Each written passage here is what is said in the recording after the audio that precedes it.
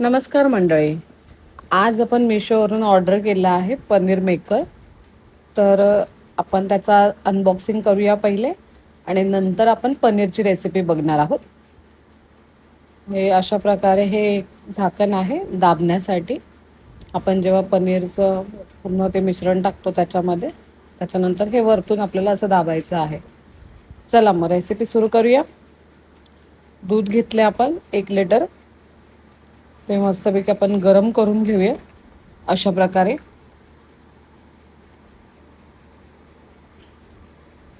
गरम झालेला आहे मस्त. त्याच्यामध्ये आपण विनेगर टाकूया आणि विनेगर टाकल्यानंतर तुम्ही बघू शकता अशा प्रकारे फाटला आहे दूध.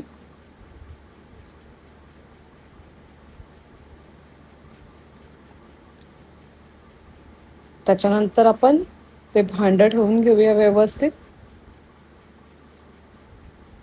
हे अशा प्रकारे ठेवलं आपण आणि त्याच्यात मग हे सर्व आपण ते फाटलेलं दूध जे होतं ते याच्यात असं टाकणार आहोत. सर्व टाकून घ्यायचे.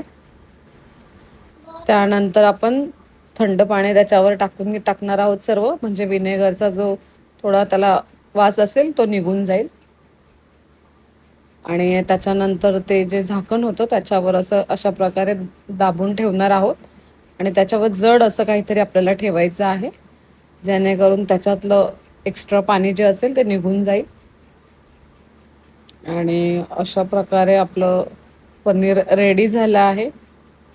तुम्ही बघू शकता मऊ एकदम रेडी झालेलं आहे आपलं पनीर आणि एकदम सॉफ्ट आहे. हे बघा, अशा प्रकारे आपण त्याच्या आता काप करून घेणार आहोत, असे स्लाइस करणार आहोत. मार्केटमधून जे पनीर आणतो आपण ते सर्व मिक्स असतं.